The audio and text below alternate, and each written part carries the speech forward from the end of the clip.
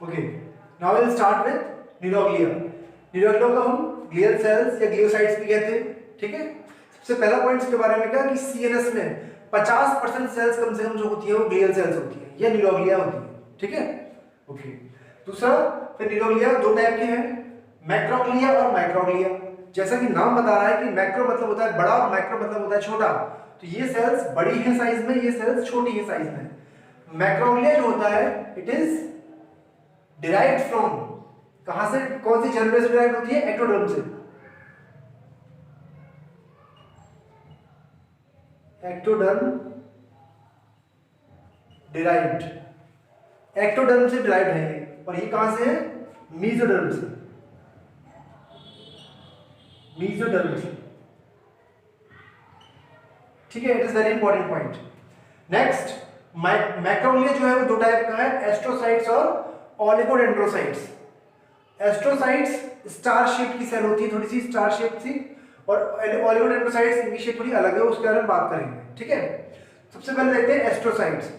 Astrocytes जो होती है वो दो टाइप की होती है फिर से, एक होता है प्रोटोप्लाज्मिक और एक होता है एसिमेट्रिकल।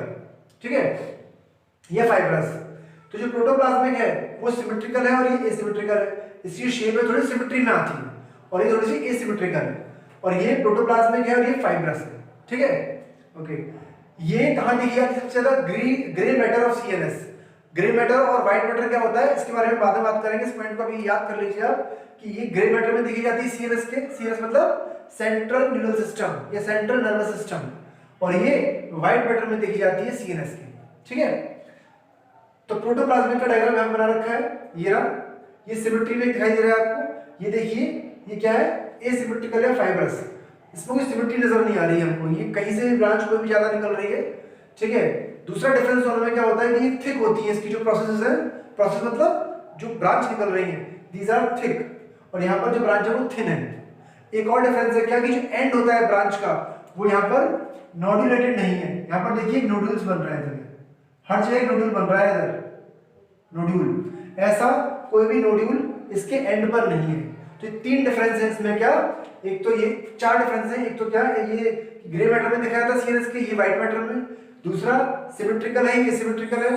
तीसरा कि इसके एंड पर क्या है? नोड्यूल प्रेजेंट होते, नोड्यूल नहीं होते प्रेजेंट, यहाँ पर नोड्यूल होते हैं, एंड्स आर नोडुलेटेड। ठीक है, और चौथा है थिक और थिन, थिन, नोड्यूलर और एसिमेट्रिकल। ठीक है, ये डिफरेंस याद रहेंगे, इंपॉर्टेंट है सारे। ओके, एस्ट्रोसाइट्स के बारे में थोड़ा और जान लेते हैं हम, क्या है फंक्शन।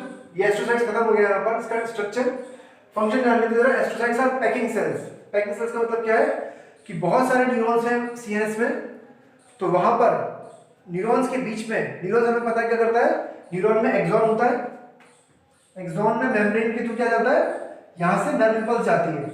मैंने बताया था आपको, जो न्यूरॉन एक्सॉन की जो लेयर होती है एक्सोलीमा, उसमें नर्व इंपल्स ट्रैवल करती है। ठीक है, अगर मान लीजिए यहाँ पर कोई दूसरा न्यूरॉन का एक्सॉन है और दोनों अगर आपस में टच हो जाए तो जो करंट है वो साइडवेज जा सकता है, तो इसीलिए बीच में क्या होती है, ये सेल्स प्रेजेंट होती हैं। इन सेल्स की होने की वजह से क्या होगा, ये दूरी बनाए रखेंगे, दोनों के बीच में होंगे ये, तो दोनों आपस में टच नहीं होंगे। टच नहीं होंगे तो क्या होगा, इससे जो साइडवेज कंडक्शन है नर्व इंपल्स का, यानी कि इधर से इधर नहीं जाएगा, वो हमेशा एक डायरेक्शन में जाएगा, इस तरफ, ऐसे नहीं जाएगा, लेटरल ट्रांसमिशन नहीं होगा नर्व इंपल्स का। ठीक है, तो ये are packing cells present between neurons and nerve fibres to prevent sideways conduction of nerve impulse between two adjacent nerve fibres. ठीक है, दो नर्व फाइबर के बीच में ये प्रेजेंट होती है ताकि साइडवेज कंडक्शन ना हो। मतलब अगर मेरे पास ये दो नर्व फाइबर हैं, इनमें कंडक्शन जो हो रहा है, दोनों वायर है मान लीजिए, तो जो करंट है वो ऐसे बह रहा है इस तरीके से दोनों में, लेकिन अगर वो टच हो जाएंगे तो क्या होगा, क्रॉस कनेक्शन हो जाएगा, शॉर्ट सर्किट हो जाएगा। इसीलिए दूरी बनी रहे तो बीच में कुछ सेल्स प्रेजेंट होते हैं, उन्हें क्या कहते हैं, एस्ट्रोसाइट्स। ठीक है, also known as nutritive supportive sales.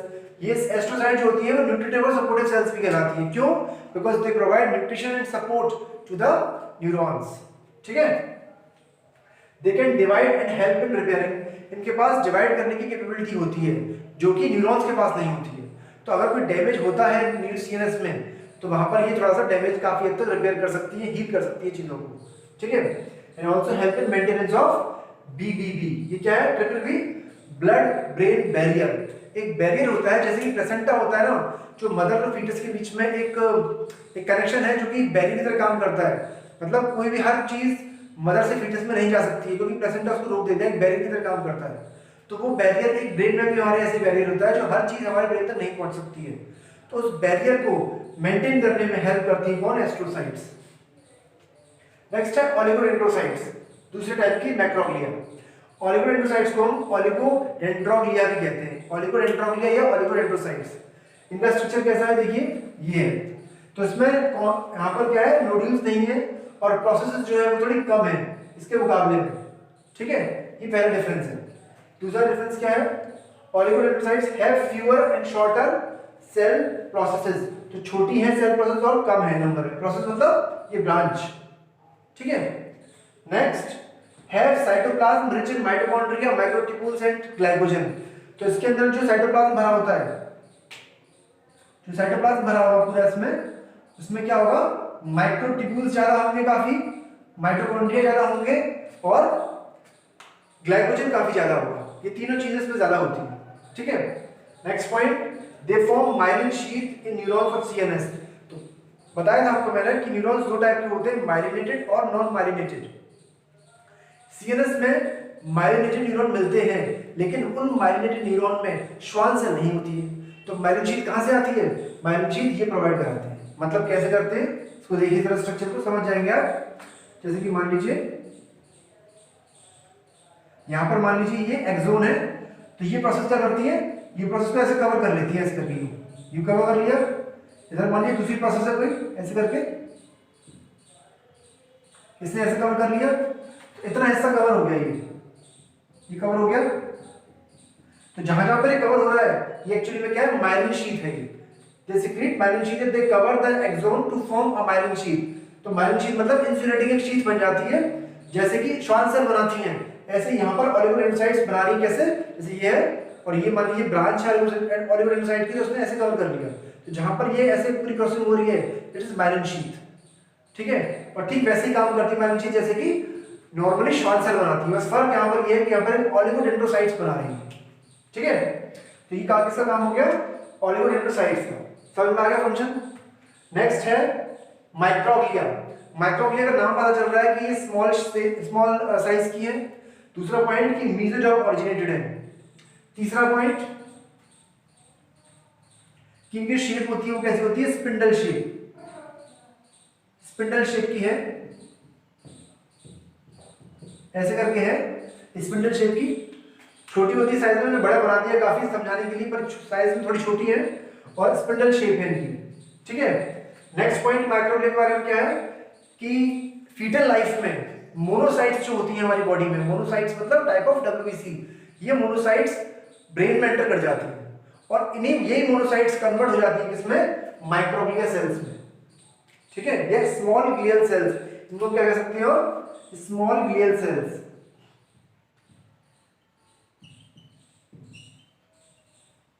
Small glial cells इसमें कन्वर्ट हो जाती है और क्या करती है, ये फैगोसाइटोसिस करती हैं। मतलब किसका, कोई पैथोजन अगर एंटर कर जाएगा ब्रेन में या सीएनएस में, सीएनएस मतलब ब्रेन स्पाइनल कॉर्ड में, या फिर कोई सेल डैमेज होगा, मतलब कोई सेल डैमेज हो गया है, उसका बचा कुचा जो हिस्सा है उन सबको एंगल्फ कर जाना, मतलब स्कैवेंजर की तरह काम करती है। स्कैवेंजर क्या होते हैं, जो मरी हुई चीजों को खाते हैं, तो स्कैवेंजर जैसे कि वल्चर है, ठीक है। तो ऐसी क्या करती है, सेल डेब्रिस को, सेल डेब्रिस मतलब, तो पहला पॉइंट क्या हुआ, डिराइव्ड फ्रॉम मोनोसाइट्स, ये मोनोसाइट्स कब एंटर की थी, ड्यूरिंग फीटल लाइफ, ठीक है। दूसरा पॉइंट क्या है, do phagocytosis, cytosis of pathogen और cell debris, do phagocytosis of pathogen और सेल डेब्रिस, तो ये क्या हो गया, माइक्रोग्लिया, ठीक है। तो यहां पर न्यूरोग्लिया खत्म हो जाता है, ओके। अब थर्ड टाइप की सेल्स हैं एपेंडाइमल सेल्स, इसको हम एपेंडाइमा भी कहते हैं, ठीक है। तो अभी तक हमने दो टाइप की सेल्स देखी हैं, पहली है न्यूरॉन, नर्वस टिश्यू में हमने दो टाइप की सेल्स देखी हैं, पहली न्यूरॉन्स या नर्व सेल, दूसरी तरफ देखिए न्यूरोग्लिया, तीसरा है एपेंडाइमल सेल्स है एपेंडाइमा। अब ये क्या सेल्स हैं? ये सेल्स एक्चुअली में स्पेशलाइज्ड सेल्स हैं, जो स्क्वैमस भी हो सकती है, क्यूबॉइडल भी हो सकती है। कहाँ होती है? ये होती है लाइनिंग पर, मतलब साइड में लाइनिंग, जहाँ पर जो स्ट्रक्चर बनता है तो साइड में उसे लाइनिंग हम कहते हैं। तो ब्रेन में हमारे कुछ हॉलो स्पेसेस होते हैं। कैसे हॉलो स्पेसेस? उन्हें हम कहते हैं वेंट्रिकल्स। ठीक है, तो वेंट्रिकल्स ऑफ ब्रेन को लाइन करती है। मतलब अगर मान लीजिए कोई स्ट्रक्चर ऐसा है तो लाइन में साइड में हो तो उसे हम लाइनिंग कहते हैं। ठीक है, तो ब्रेन के वेंट्रिकल्स, ब्रेन में जो हॉलो स्पेसेस है, 4 वेंट्रिकल्स होते हैं ब्रेन में, जिनके बारे में बाद में बात करेंगे जब ब्रेन पढ़ेंगे। तो वेंट्रिकल्स ऑफ ब्रेन को लाइन करती है ये सेल्स। और central canal of spinal cord, spinal cord जो होती है उसके बीच में एक सेंट्रल कैनाल होती है। आपने पहले भी स्ट्रक्चर पढ़ा होगा जिसमें कि ऐसे करके स्ट्रक्चर आता है। ठीक है, इसमें बीच में एक स्ट्रक्चर ऐसे आता है। स्पाइनल कॉर्ड का क्रॉस सेक्शन देखते हैं ना, स्पाइनल कॉर्ड का हम क्रॉस सेक्शन देखते हैं तो बीच में हमको एक ऐसा होलो, एक छोटा होल नजर आता है। वो क्या है? Central canal. इसमें क्या भरा होता है अंदर? CSF, cerebrospinal fluid. Cerebro spinal fluid, ये एक फ्लूइड है जो इसके अंदर पाया जाता है। क्या होता है, क्या फंक्शन है, सब बाद में बात करेंगे। अभी सिर्फ इतना समझ लीजिए, इसके अंदर एक फ्लूइड भरा हुआ है, इसका नाम सेरेब्रोस्पाइनल फ्लूइड है। और यही फ्लूइड वेंट्रिकल्स ऑफ ब्रेन में भरा होता है। ठीक है, तो जैसे कि मान लीजिए ये है सेंट्रल कैनाल, जिसके चारों तरफ जो लाइनिंग में है वहां सेल्स कौन सी प्रेजेंट है? वो है एपिडर्मल सेल्स। तो ये सेल्स इस स्ट्रक्चर की होती हैं। क्या होता है इसमें? माइक्रोविलाई होती है बहुत सारी, और कुछ सीलिया निकले होते हैं। ये क्या है? सीलिया। तो माइक्रोविलाई का फंक्शन क्या होता है? एब्जॉर्ब करना। तो ये क्या करती है? ये सीएसएफ को एब्जॉर्ब करती है, एब्जॉर्ब द सेरेब्रोस्पाइनल फ्लूइड।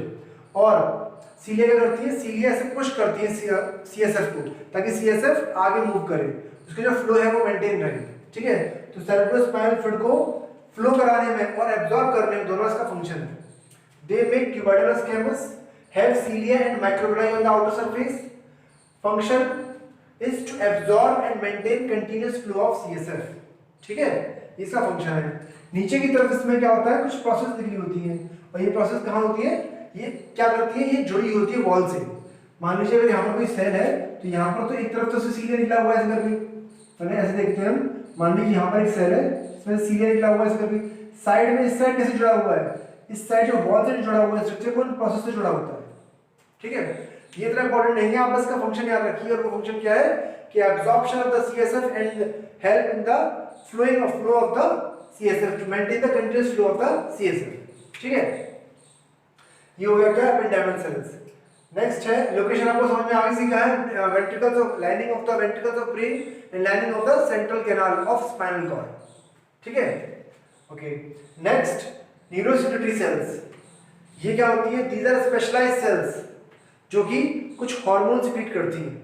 तो ब्रेन में कुछ ऐसी सेल्स भी हैं, हमारे स्पेशली ब्रेन में जो हाइपोथैलेमस है, ब्रेन में एक पोर्शन होता है हाइपोथैलेमस, वहां पर कुछ ऐसे न्यूरॉन्स होते हैं जो कि हार्मोन्स बनाते हैं। और वो न्यूरॉन्स जो हार्मोन बनाते हैं उनको हम क्या कहते हैं? Neurosecretory cells. ठीक है, they are only meant for secretion of neuro hormones. और वो हार्मोन्स जो न्यूरॉन से बनते हैं उन्हें हम कहते हैं क्या? Neuro hormones. और वो न्यूरॉन्स जो हार्मोन्स बनाते हैं उन्हें क्या कहते हैं? Neurosecretory sales. इसमें एक्सोन पार्ट जो होता है न्यूरॉन का, वो बनाता है हार्मोन को, और वो कहाँ डालता है इसको? वो सीधे ब्लड में डालता है। ठीक है, तो ये है क्या?